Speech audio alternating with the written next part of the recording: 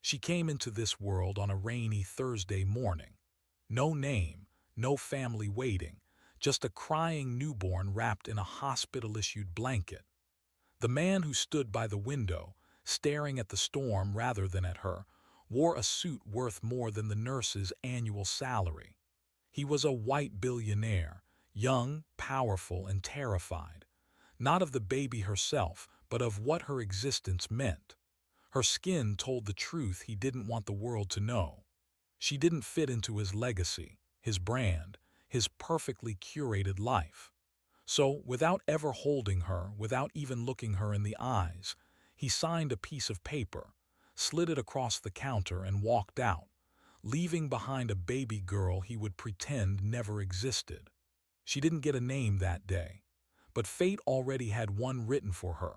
For years, she was just another statistic, another black child abandoned, shuffled through foster homes, passed from one temporary shelter to another. People pitied her, others dismissed her. "She won't make it," they whispered, not cruelly, but with the kind of indifference that stings deeper than hate.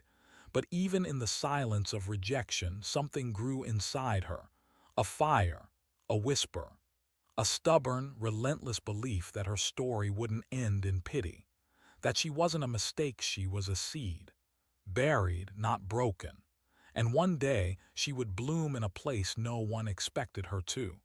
Decades later, in a downtown high-rise office with glass walls and a view reserved for the powerful, she sat behind the CEO desk of a major financial firm, the kind of position only the elite ever dream of. And on that day, across from her sat a man begging for help. His company was collapsing. His debts were drowning him. His pride had cracked. He didn't recognize the woman in front of him, confident and composed, radiating power. But she recognized him instantly. The jawline, the cold stare, the same indifference she'd seen in a newspaper photo once after discovering who her biological father was. He had no idea that the very bank he was trying to get a lifeline from was now owned, outright, by the daughter he once abandoned like a forgotten receipt. This isn't just a story about revenge. It's not even about karma, though karma certainly dressed well that day. It's about transformation, about what happens when a person who was never supposed to succeed, who was never supposed to matter, rises beyond every expectation. It's about the little girl no one wanted, becoming the woman no one could ignore. And as he sat across from her, desperate and powerless, she leaned back in her chair, not with bitterness but with purpose. Because this wasn't about getting even. This was about showing the world what resilience really looks like. And she was just getting started. She spent her earliest days in the kind of place people only whisper about: gray walls, underfunded halls, the sound of babies crying echoing through long corridors that smelled like disinfectant and sadness. No framed pictures, no lullabies, just rotating caretakers and a clipboard that held her identity like a secret. For months, she was just a file number, a diaper change, a bottle feed on someone's shift. No one picked her up just to hold her. No one whispered her name because she didn't have one yet. Her birth certificate read, "Baby girl abandoned at hospital." As the years passed, she cycled through foster homes like a suitcase without a claim tag. Some homes were kind but temporary. Others, well, not all bruises show up on the skin. She learned early how to shrink herself to survive, to eat quietly, to cry silently, to make herself small enough that maybe, just maybe, someone would let her stay. But they never did, not for long. Families wanted children they could explain, children who looked like them, fit their story, came from better circumstances. She was none of those things. She had big, expressive eyes, dark brown skin, and a birth story people didn't want to explain at dinner parties. At 8, she started noticing the differences. How other little girls had dance recitals with parents in the front row, while she stood on stage searching for faces that weren't there. How teachers called on the lighter-skinned kids more, praised their potential louder, expected more from them, while she was told to try her best in a tone that already assumed her ceiling. Once she drew a picture of a woman in a power suit standing next to a skyscraper. When asked what it was, she said, "That's me. I'm gonna own a bank someday." The classroom laughed. Even the teacher chuckled. Not cruelly, just dismissively, like you'd laugh at a child who says she wants to become a dragon. But to her, it wasn't a joke. It was prophecy. By 10, she had developed a quiet habit. She'd sneak into libraries and sit for hours in the finance section, flipping through books far above her grade level. While other kids were reading comic books, she was studying compound interest, market cycles, the psychology of wealth. She didn't understand it all, not yet, but it made her feel powerful, like she was preparing for something, like she could rewrite the script everyone else had already written for her. In every number, every financial formula, she saw freedom. But the real turning point didn't come from a book. It came from a woman named Mrs. Jacobs, her middle school math teacher. A black woman with natural curls and sharp eyes who saw something in her others missed. "You're not invisible," she said one day after class. "You've just been looking into the wrong mirrors." Mrs. Jacobs started staying after school with her, teaching her not just numbers but how to speak up, how to carry her pain like armor, not baggage. She taught her that intelligence wasn't about having the right background. It was about having the right hunger. That's when she started walking differently, holding her head higher, correcting people when they mispronounced her name. Because by now she had one, a name she chose for herself, inspired by a banker she read about in Forbes. She said it out loud every day, wrote it in cursive, practiced it like a signature for a future she refused to let go of. Even though foster care tried to bury her in silence, she built her voice through debate clubs and student government. She never got adopted, but she did earn something just as valuable: a full scholarship to a prestigious boarding school for gifted youth. And when she stepped onto that campus for the first time, surrounded by manicured lawns and buildings older than her ancestry could trace, she didn't feel out of place. She felt like a spy who had finally infiltrated the system that once rejected her. And she was ready. Every late night in that dorm, every assignment she crushed, every backhanded comment she turned into fuel, it all added up. She was building something. Not just a future, but a version of herself no one could throw away. One who would never again ask to be chosen, because she was already choosing herself. And yet, even as she rose, a question followed her like a shadow.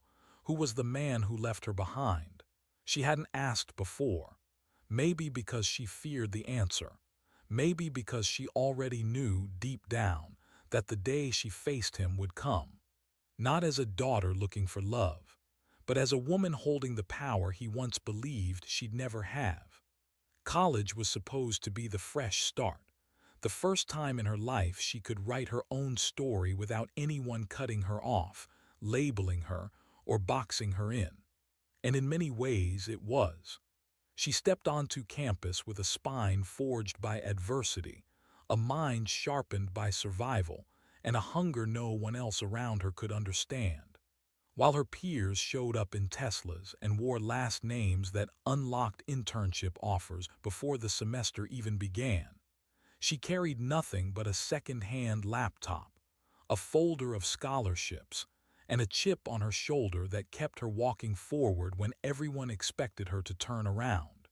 She chose finance and psychology not because they were safe, but because she was tired of watching the world be controlled by money and emotions, and decided she'd master both.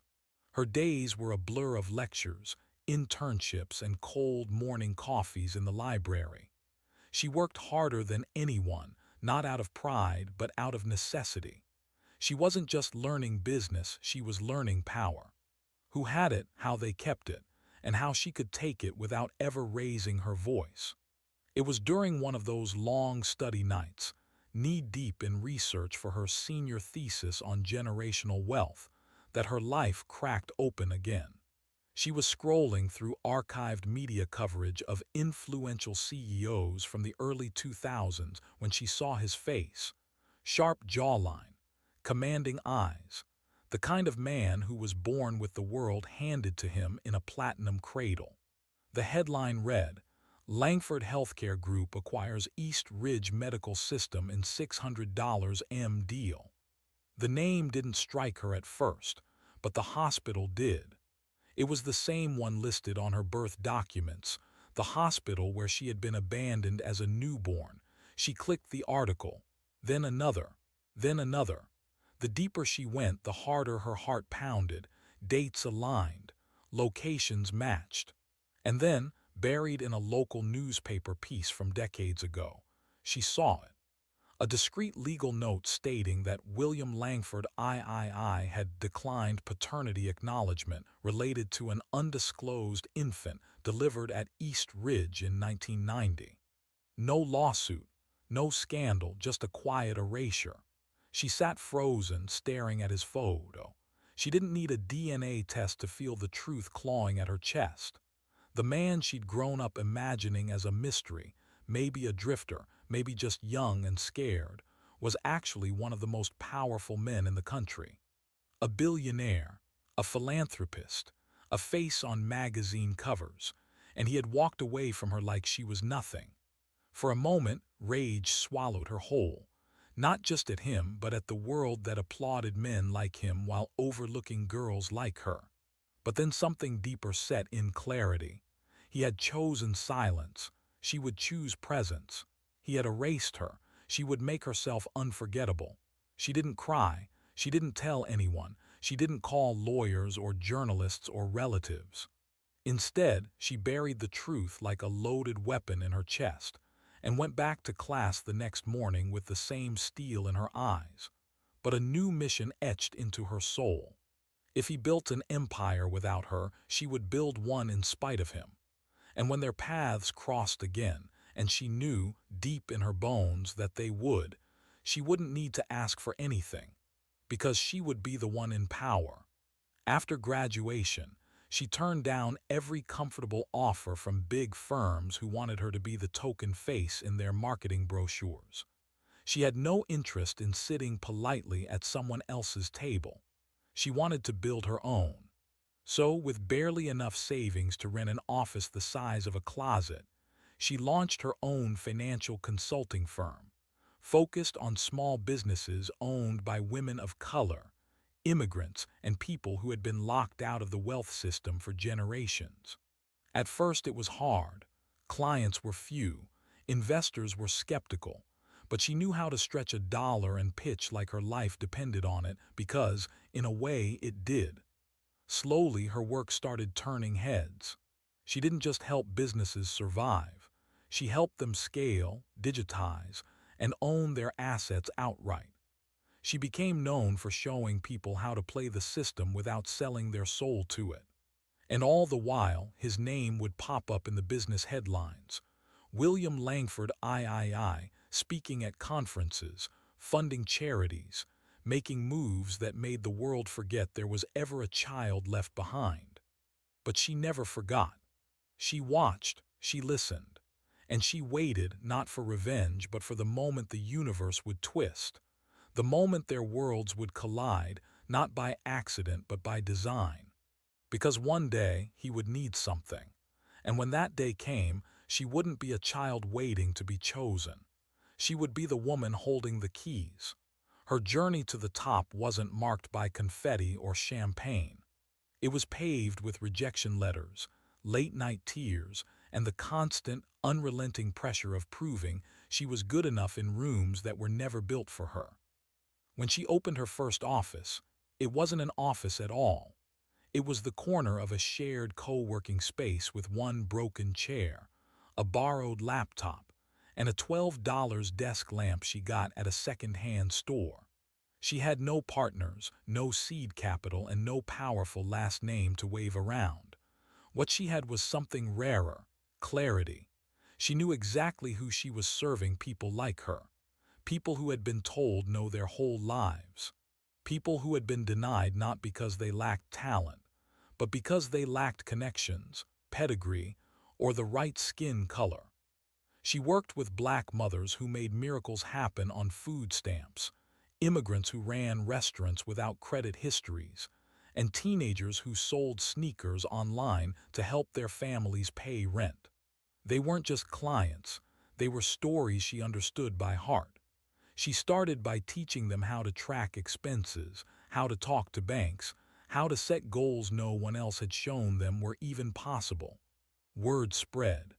One by one, they came to her, not because she was famous, but because she delivered results. But with every success came 1,000 silent battles. The finance world was polite to her face and brutal behind closed doors. Investors told her she had potential but wasn't polished. Bankers asked if she had senior advisors to help her lead. A venture capitalist once complimented her pitch, then suggested she bring in a white male co-founder to make it more fundable. She didn't argue. She smiled, walked out of the room, and wrote his name down, not to get revenge, but to remember never to come back begging. For every yes she got, there were 50 no's. For every door that opened, another slammed so hard she could still hear it ringing in her head days later. But she kept going, not because she was fearless, but because fear had stopped being relevant. She had grown up with empty fridges and eviction notices taped to the door. There was no room left in her for fear, only urgency. She lived off coffee and instinct. She built pitch decks at 2 a.m. and used unpaid interns who believed in her just as much as she believed in herself. Some days, the electricity almost got shut off. Other days, she landed a client that saved the business for another month. She was constantly on the edge of drowning and still, somehow, learning to swim faster than anyone else. In time, her work began to speak louder than the room. The businesses she coached grew. Some doubled in size. Others landed deals no one thought possible. She didn't just make money for them, she helped them reclaim power. Power to hire their own. Power to build generational wealth. Power to walk into banks and not flinch. That was her mission all along. Not just profit, but permission. Permission to dream, to rise, to stop asking for a seat and instead start building their own table. She became known in small circles as the woman who got it done. Then local press picked it up, then national, but she didn't change. She still answered every email herself. She still remembered the names of the first 10 clients who paid her in cash and thank yous. Then came the turning point. A regional bank, an old institution, dusty with tradition and slow to modernize, was in trouble. It was bleeding clients, losing digital ground, and desperately trying to appear stable. She knew the bank. Everyone in her world did. It had once been chaired by William Langford III, her biological father. He no longer had direct control, but his legacy still lingered in the halls like old perfume. Expensive, outdated, and hard to shake. She did what they never expected. Quietly, through a holding company, she made an offer. It wasn't aggressive, it was strategic. Within months, she held controlling interest. The acquisition didn't make headlines because she didn't need noise. She needed leverage. Then the email came. Langford Enterprises, seeking a confidential meeting with the executive leadership of the bank. No details, just a request and a signature. WL. She stared at it for a long time. She had imagined this moment for years, not in fantasy, not with vengeance, but as fact. She always knew the world had a strange way of circling back, and now it had. The man who once left her nameless in a hospital crib would walk into a room thinking he was negotiating with a stranger, not knowing he was stepping directly into the arms of his past. The only difference was, this time, she would be the one holding the pen. And the power. The room was silent when he walked in, just as she expected. The only sound was the soft hum of the city outside the windows, cars, wind, distant horns, reminding her that the world was still turning, even as hers was about to collide with the man who once pretended she didn't exist. William Langford III stepped through the glass doors with the kind of ease that only came from decades of being greeted, never questioned.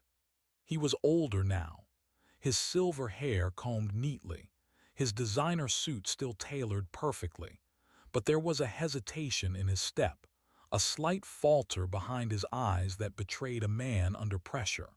He scanned the room, nodding politely at the assistant, then at her, unaware that the woman sitting at the head of the table was not just the bank's CEO, but the flesh and blood consequence of a decision he'd made 35 years ago. She didn't stand, she didn't smile, she waited, let him sit across from her, let him speak first. "Thank you for taking the meeting," he said smoothly, his voice rehearsed, confident. "I know time is valuable, so I'll get right to the point. Langford Enterprises is looking for strategic partners during this transitional phase. We believe this partnership could offer mutual benefit."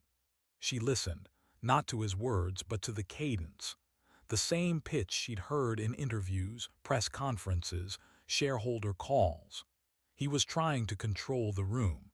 He had no idea that control had already slipped through his fingers. After a few minutes, when he paused to take a sip of water, she slid a thin file across the table. "Before we discuss business," she said, her voice calm, even deliberate, "I think you should see this." He raised an eyebrow, opened the file, and unfolded the single sheet of paper inside, a birth certificate, faded but intact. His name was not on it, but the hospital was one he once owned. The date matched, and the handwritten note in the margin, barely visible now, read, "Father declined paternity, no follow-up." At first he didn't react. Then slowly the color drained from his face. He looked at her, then at the paper again, then back at her, and the realization hit like a slow-moving train. His mouth opened slightly, but no words came. Finally, a whisper. "It can't be your," she nodded. "Yes, I'm her. The baby you left in a hospital blanket, no name, no future, just a form and a check." Silence fell like a gavel. He sat back in his chair, visibly shaken. "I didn't know what to do," he murmured. "I was young. My family, they said it would ruin everything. The company, the name, my marriage." "So you chose yourself," she said, not with anger but with clarity. "You chose your empire over your blood." He didn't respond. What could he say? That it wasn't personal, that he had regrets. She wasn't there for apologies. She didn't need an apology. She had outgrown needing anything from him a long time ago. "I didn't come here to punish you," she continued, "but I want you to understand what it means to look in the face of the person you erased, and realize she's the one who gets to decide whether your legacy lives or dies." He rubbed his hands together slowly as if trying to wake them up. "So what now?" he asked, his voice thinner than before. "Do you want revenge, public exposure, a buyout?" She leaned back, eyes locked on his. "What I want is irrelevant. What matters is what's possible. I've built everything I have without your name, without your money, without your story. I didn't need you then. I don't need you now. But the irony is you need me." She stood, collecting her folder. "My team will review your proposal. If we help, it won't be out of grace. It'll be out of strategy. And if we don't, it won't be because you hurt me. It'll be because some debts don't get forgiven with time. They just mature." She paused at the door. "You were never forced to walk away. That was your choice. Today, whether I walk away or not, that's mine." With that, she left, leaving behind a man who once believed power meant never being held accountable, now staring at the most undeniable truth of his life. That the baby he thought would destroy him had become the woman who could save him, or let him burn. And she owed him nothing. She didn't sleep much the night after the meeting. Not because of rage. Rage had burned out long ago, leaving something colder, sharper in its place. It was the weight of decision that kept her awake, not revenge. She sat by her window as the city went quiet, watching the lights flicker in the buildings across the skyline. Somewhere out there, he was doing the same thing. Maybe pacing his penthouse office, maybe staring at a whiskey glass trying to piece together how the daughter he abandoned had grown into the woman now holding his company's future in her hands. The irony wasn't lost on her. She didn't want to destroy him, not really. But the question that gnawed at her was more complicated than revenge. It was about justice. About what the world teaches little black girls when they're left behind, and whether rising means becoming what you escaped, or building something better. She thought about every client she'd ever served, every woman told she wasn't bankable, every kid who walked into her office believing they'd never matter. And she thought about herself, age 7, sitting in a group home bed, staring at the ceiling, wondering if her life had any value to anyone at all. That memory didn't make her cry anymore. It made her calculate. The next morning, she returned to the office and asked her team for privacy. She cleared her schedule, sat at her desk with his proposal file unopened in front of her. The numbers weren't bad. The deal would benefit the bank. Saving his company would save jobs, thousands of them. Entire communities depended on the infrastructure Langford Enterprises had built. If she let it all collapse, the impact wouldn't hit him first. It would hit the workers, the janitors, the delivery staff, the families on the ground. And that was the part that made it harder, because this wasn't just personal, it was systemic. She had the chance to teach a man a lesson, but at what cost? Would making him fall teach the world anything it hadn't already ignored? Around noon, she called a meeting, not with lawyers, not with press, but with her leadership team. She laid out everything with brutal honesty, the history, the truth, the personal connection. No theatrics, no tears, just truth. "I can take him down," she said flatly, "or I can do what he never did for me, see the bigger picture." Her team didn't speak right away. They didn't need to. They trusted her to lead. That's why they were here. By the end of the day, she made her decision.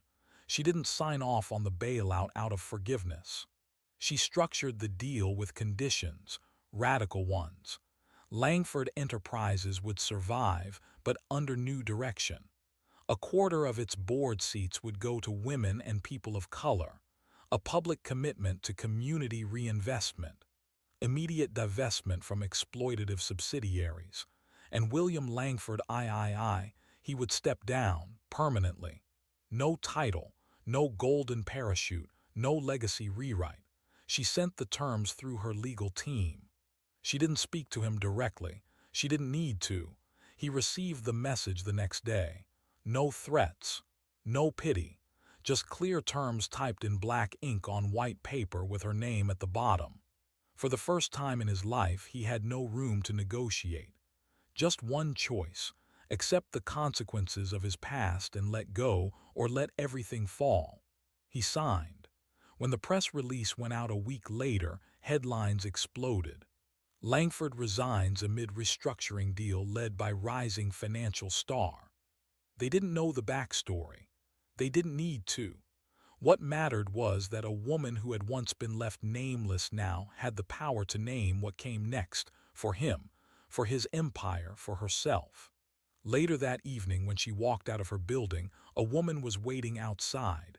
Middle-aged, brown-skinned, soft eyes. A former client. She handed her a small envelope. Inside was a handwritten note. "You don't know what you've done for people like me, but I hope you feel it." No signature, just truth. She folded the note, tucked it into her coat pocket, and looked up at the night sky. The world hadn't changed overnight. In many ways, it was still stacked against girls like her. But today, one of those girls had rewritten the ending. And she hadn't done it by choosing fire. She had done it by choosing something harder. She chose to win with purpose. In the weeks that followed the deal, the world moved on as it always does, quickly, loudly, and without much interest in the quiet kind of victory. There were no breaking news segments explaining what had really happened behind closed doors, no headlines that told the full truth. The public saw it as a sharp business move, a strategic restructuring, a young executive stepping up to rescue a failing empire. But those who knew her, truly knew her, understood that it wasn't just a financial deal. It was the completion of a full-circle reckoning. She didn't walk away from the confrontation with fire in her eyes or vengeance in her heart. She walked away with something much rarer: peace. Not the kind of peace that comes from being praised or validated by the world. No, this was a deeper, quieter peace. The kind that comes from knowing that she had faced the very pain that once defined her, and she didn't let it harden her. She didn't let it twist her into a version of him. She had every right to punish, to embarrass, to destroy, and no one would have blamed her. But instead, she had chosen to rebuild, to reimagine what justice could look like when guided not by ego, but by purpose. She returned to her routines with a new kind of stillness, the kind that comes after a storm, when the wind is gone but the air still carries the memory of thunder. She worked, led her team, mentored young women, and walked the halls of her bank with calm authority. Her presence no longer carried the weight of needing to prove anything. She had nothing left to chase. Her power was no longer about control, it was about clarity. Her story wasn't about a father who left. It wasn't even about the man he became. It was about the woman she chose to become in his absence. She had taken the pain of being unwanted and turned it into precision. She had taken the silence of abandonment and turned it into a voice that moved boardrooms, communities, and generations. One Friday afternoon, months after the deal, she found herself standing in front of the very hospital where her life had technically begun, and where, for a moment, it had nearly ended. The building had been renovated, rebranded, but the bones were the same. She walked through the sliding doors, nodded at the receptionist, and wandered down the corridor where infants still cried behind glass. A nurse, mistaking her for a new mother, smiled gently. "First time here?" she asked. She smiled back. "Not exactly." She stood there for a moment longer, watching the tiny humans swaddled in their blankets, unaware of the world that waited beyond the hospital walls. Some of them would go home to loving arms, some wouldn't, and some, like her, would grow up carrying questions no one would answer. But in that moment, she wasn't looking for closure. She had already found it. She was standing on the other side of the very thing that tried to erase her. And she wasn't just whole, she was powerful. As she left the hospital and stepped back into the sun, a familiar thought passed through her mind, the one that had carried her through sleepless nights, through rejection, through loneliness and fight. You are not where you came from. You are what you choose to become. She didn't need her father to say the words. She had become the proof.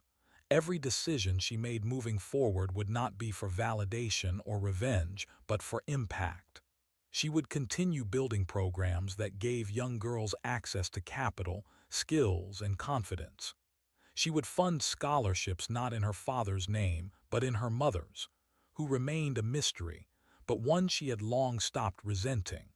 And most of all, she would live in a way that turned her once invisible existence into something undeniably real. When she returned to her office that evening, there was a letter waiting for her. Handwritten. No envelope. Just folded paper on her desk with her name at the top in cursive ink. It was from him. No excuses, just two sentences. "You didn't have to help me, but you did, thank you." She read it once, twice, then folded it without emotion. She didn't keep it. She didn't throw it away either. She placed it in the same drawer where she kept her first client's thank you note and a photo of the team she built from scratch. Not as a token of forgiveness, but as proof of choice. Because in the end, her story wasn't about being claimed. It was about rising anyway. Some stories are built to entertain, others to inform. But every once in a while, a story surfaces that mirrors something deeper inside us. Our fears, our hopes, our hidden wounds. This was one of those stories. Not because it ended with triumph, or because justice was perfectly served, but because it reminds us that survival is not the end game. Becoming more than what tried to break you, that's the real victory. She wasn't a miracle. She wasn't chosen by fate. She was simply someone who refused to let her origin define her outcome. And maybe that's what makes her remarkable. Not the empire she built, not the man she brought to his knees, but the fact that she didn't let darkness steal her light. There are so many people still sitting in silence right now, unseen, unloved, underestimated. They're not waiting for a savior. They're waiting to remember their own power. If that's you, hear this. You are not where you were abandoned. You are not what they failed to see in you. You are not your rejection, your silence, your scar. You are the story that gets rewritten the moment you decide to stop waiting for someone to choose you and choose yourself instead. We often think strength is loud, angry, dramatic. But real strength, it's quiet. It's the decision to get up when no one's watching. It's the grace to keep your dignity when you're finally standing across from the person who once erased you. It's the courage to rise without bitterness, to lead without vengeance, and to build bridges where you could have built walls. She didn't take the easy path. She took the necessary one. And now someone else will walk across the bridge she built and keep going. So here's the question. What are you going to do with your pain? Will you let it shape you into a smaller version of yourself? Or will you let it become the fire that forges something bigger? You don't need a perfect background. You don't need anyone's permission. All you need is one decision, to start. And maybe one day someone will look at you, not knowing your whole story, and wonder how someone like you got so far. Let them wonder, because you'll know. And that's enough.